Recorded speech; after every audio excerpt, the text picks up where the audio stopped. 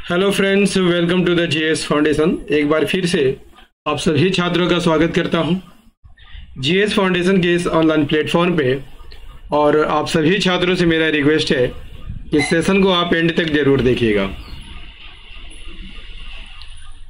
इस सेशन को आप एंड तक जरूर देखिएगा। यदि वीडियो अच्छी लगे तो एक लाइक कीजिएगा, इसे अपने दोस्तों के साथ शेयर कर दीजिएगा। और यदि आप भी इस चैनल पर नए हैं और अभी तक चैनल को सब्सक्राइब नहीं किया है तो जरूर सब्सक्राइब कर लीजिएगा और बेल आइकन को प्रेस कर लीजिएगा। आज के सेशन में हम लोग करने वाले हैं भारत का भूगोल, इंडियन ज्योग्राफी। इंडियन ज्योग्राफी के महत्वपूर्ण प्रश्नों को यहाँ कवर करेंगे विथ फुल एक्सप्लेनेशन।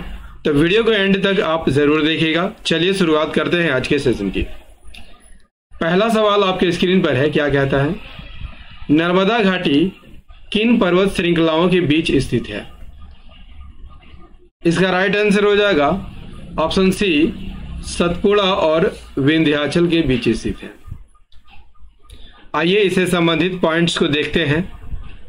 नर्मदा घाटी सतपुड़ा और विंध्याचल के बीच है। ठीक है, किसके बीच है? विंध्याचल और सतपुड़ा के बीच है। और नर्मदा जो है मध्य प्रदेश की सबसे बड़ी नदी है। मध्य प्रदेश, महाराष्ट्र और गुजरात से होकर गुजरती है। कहां से निकलती है? अमरकंटक पठार से निकलती है और एक खंबात की खाड़ी में गिर जाती है। नेक्स्ट क्वेश्चन, निम्नलिखित नदियों में से किसको दक्षिण भारत की गंगा कहा जाता है?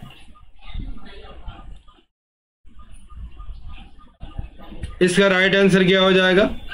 कावेरी को दक्षिण भारत की गंगा कहा जाता है। यदि आपसे पूछ लिया जाए दक्षिणी गंगा किसे कहा जाता है, दक्षिणी गंगा किसे कहा जाता है, तो दक्षिणी गंगा गोदावरी को कहा जाता है। देखिए, दक्षिण भारत की गंगा किसे कहा जाता है? कावेरी नदी को कहा जाता है। ठीक है, जबकि दक्षिणी गंगा, याद रखिएगा, गोदावरी को कहा जाता है। और दोनों में बहुत कंफ्यूजन होता है। ठीक है, कर्नाटक और तमिलनाडु राज्यों से होकर यह गुजरती है। उद्गम कहां से होती है? पश्चिम घाट के ब्रह्मागिरी पहाड़ी से होती है और बंगाल की खाड़ी में जाकर गिर जाती है। और एक गोदावरी और कृष्णा के बाद दक्षिण भारत की तीसरी सबसे बड़ी नदी है। राइट, चलिए अगला सवाल कर लीजिए। लेह अवस्थित है सिंधु नदी के दाएं तट पर, सिंधु नदी के बाएं तट पर, झेलम नदी के बाएं तट पर या झेलम नदी के दाएं तट पर? तो लेह सिंधु नदी के दाएं तट पर अवस्थित है। Option A is the right answer.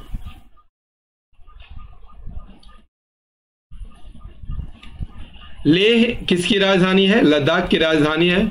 समुद्र तल से 3524 मीटर ऊंचा है। ठीक है, और सिंधु नदी के दाहिनी तट से 4 मील दूर स्थित है। नेक्स्ट क्वेश्चन कर लीजिए। आप देख सकते हैं चित्र में, लद्दाख की राजधानी कहां है? तो लेह है। नेक्स्ट है, निम्नलिखित में से कौन लैगून नहीं है? दोस्तों, लैगून झील किसे कहा जाता है? ठीक है, लैगून झील, ठीक है, जब समुद्र का पानी स्थल में पहुंचकर कट जाता है तो इसे ही क्या कहा जाता है? लैगून कहा जाता है। ठीक है, तो यहां पर कहता है कि निम्नलिखित में कौन लैगून झील नहीं है? तो यहां पर पेरियार लैगून झील नहीं है। Option A is the right answer है। अष्टमुदी लैगून झील है, चिल्का लैगून झील, पुलिकट भी लैगून झील है। देखिए, यहां पर लैगून क्या होता है? समुद्र तट से अलग होकर तटीय क्षेत्रों में छिछले खारे पानी की झीलें होती हैं। ठीक है, अष्टमुडी, चिल्का झील और पुलिकट झील लैगून झील है। केरल में पेरियार नदी पर मुल्ला पेरियार बांध के निर्माण के कारण एक झील बनी है, उसे पेरियार झील कहा जाता है। किसके उत्पादन के लिए प्रसिद्ध है? तो पनबिजली उत्पादन के लिए प्रसिद्ध है। आइए इसे चित्र में हम देखते हैं। इंडिया के सभी झीलों को, देखिए जम्मू कश्मीर में डल झील, वुलर झील, नागिन झील और शेषनाग झील देखने को मिल जाते हैं। हरियाणा में कौन सा झील है? हरियाणा में दमदमा झील है। राजस्थान की झीलों को देख लेते हैं। सांभर, राजसमंद, पुष्कर और डिडवाना झील राजस्थान में है। केरल में पेरियार, वेम्बनाड, अष्टमुदी। हिमाचल प्रदेश में सूरज ताल, उत्तराखंड में सात ताल और नैनीताल। सिक्किम में गुरु डोंगमर झील है और सबसे इंपॉर्टेंट लोकतक झील जो हमेशा परीक्षा में पूछा जाता है, कहां पर है? मणिपुर में है। तामदिल झील मिजोरम में। चिल्का, ये भी काफी इंपॉर्टेंट है, स्टार मार्क कर लीजिए। चिल्का झील भी पूछा जाता है, उड़ीसा में है। हुसैन सागर झील तेलंगाना में है। पुलिकट झील आंध्र प्रदेश में है। ऊटी और वेरिजम झील तमिलनाडु में है। राइट, चलिए नेक्स्ट है क्याल। क्या है क्याल? क्या है? तो केरल के लैगून झीलों को क्याल कहा जाता है। Option B is the right answer. Kerala में लैगून झीलों को क्या कहा जाता है? क्याल के रूप में जाना जाता है। और क्याल शब्द का क्या अर्थ है? Back water. और सेशन कैसा लग रहा है दोस्तों, कमेंट करके जरूर बताइएगा। भारत के किस राज्य में मानसून का आगमन सबसे पहले होता है? किस राज्य में होता है? केरल राज्य में होता है। Option C is the right answer. Bharat में मानसून का आगमन सबसे पहले किस राज्य में होता है? केरल राज्य में होता है। और दक्षिण पश्चिम की अरब सागर शाखा सबसे पहले केरल के पश्चिमी घाट तक पहुंचती है। अगला सवाल है, भारत की सर्वाधिक वर्षा मुख्यतः प्राप्त होती है दक्षिण पश्चिम मानसून से, उत्तर पूर्व मानसून से, वापस होती हुई मानसून से, समवाहनिक वर्षा से। तो भारत की सर्वाधिक वर्षा दक्षिण पश्चिम मानसून से होती है। Option A is the right answer. Bharat में सर्वाधिक वर्षा दक्षिण पश्चिम मानसून से होती है। ठीक है, अरब सागर और बंगाल की खाड़ी से नमी लाता है। भारत में सबसे कम वर्षा वाला स्थान कौन सा है? इसका राइट आंसर हो जाएगा लेह में सबसे कम वर्षा होती है। Option D is the right answer. Bharat में सबसे कम वर्षा कहां पर होता है? लेह में होता है। ठीक है, कितनी होती है? 50 सेंटीमीटर। ठीक है, देखिए राजस्थान का जैसलमेर और लद्दाख का लेह, ठीक है, में सबसे कम वर्षा होती है, याद रख लीजिएगा। नेक्स्ट है रेगुर किसका नाम है?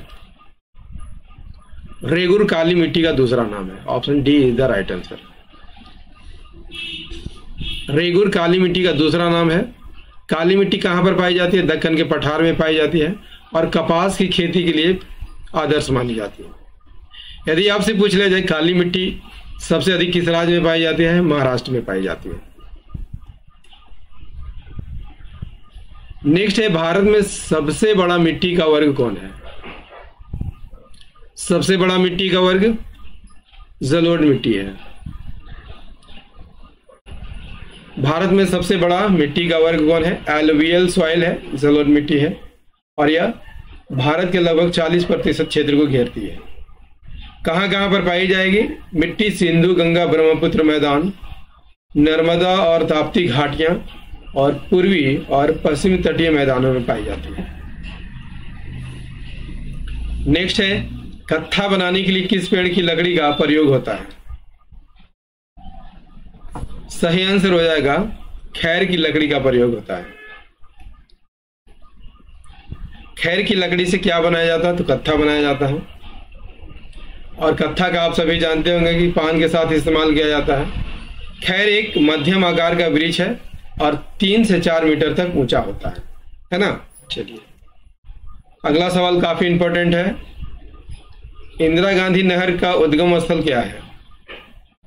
देखिए इंदिरा गांधी नहर का उद्गम स्थल हरिके बैराज है। ठीक है, देखिए इंदिरा गांधी नहर का उद्गम स्थल हरिके बैराज है। और हरिके बैराज यदि आपसे पूछ लिया जाए किन दो नदियों के संगम पर बनाया गया है, तो सतलज और ब्यास नदी के संगम पर बनाया गया है। आप चित्र में भी देख सकते हैं, सतलज और ब्यास जहां मिलते हैं वहीं पर हरिके बांध बनाया गया है। और ठीक है, नेक्स्ट है दामोदर घाटी निगम की स्थापना कब हुई थी? दामोदर घाटी निगम की स्थापना कब हुई थी? इसका राइट आंसर हो जाएगा 1948। डीवीसी भारत की पहली बहुउद्देशीय नदी घाटी परियोजना है ना। और इसकी स्थापना कब हुई थी? 7 जुलाई 1948 को।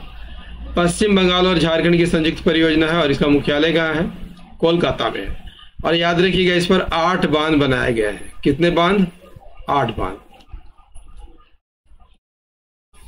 नेक्स्ट है गोविंद बल्लभ पंत सागर स्थित है, तो ये तो उत्तर प्रदेश में स्थित है। ऑप्शन सी सही आंसर हो जाएगा। गोविंद बल्लभ पंत यदि आपसे पूछ लिया जाए उत्तर प्रदेश के किस जिले में स्थित है? सोनभद्र जिले में स्थित है। और रिहंद बांध के जलाशय को ही क्या कहा जाता है? गोविंद बल्लभ पंत सागर कहा जाता है। और गोविंद बल्लभ पंत सागर जो है भारत की सबसे बड़ी कृत्रिम झील है और इसका जलाशय क्षेत्र मध्य प्रदेश और उत्तर प्रदेश की सीमा पर स्थित है। अगला है एक मार्ग क्या है? इसका राइट आंसर हो जाएगा ऑप्शन सी, गुणवत्ता गारंटी की मुहर है। Option C is the right answer. एक मार्ग भारत सरकार का एक प्रमाणन चिन्ह है, ठीक है, जो कृषि उत्पाद की गुणवत्ता, शुद्धता और मानकीकरण की गारंटी देता है। और ये कृषि उत्पाद अधिनियम 1937 के तहत विपणन और निरीक्षण निदेशालय द्वारा शासित है। दोस्तों, भारत के भूगोल का ये सेशन आपको कैसा लगा? उम्मीद करता हूं दोस्तों आप सभी को काफी अच्छा लगा होगा। यदि सेशन पसंद आया हो तो एक लाइक कीजिएगा, इसे अपने दोस्तों के साथ जरूर शेयर कीजिएगा। और यदि आप भी इस चैनल पर नए हैं और अभी तक चैनल को सब्सक्राइब नहीं किया है तो सब्सक्राइब जरूर कर लीजिएगा। बेल आइकन को प्रेस करना मत भूलिएगा। मिलते हैं अगले सेशन में झारखंड जीके के प्रश्नों के साथ। तब तक के लिए जय हिंद, धन्यवाद।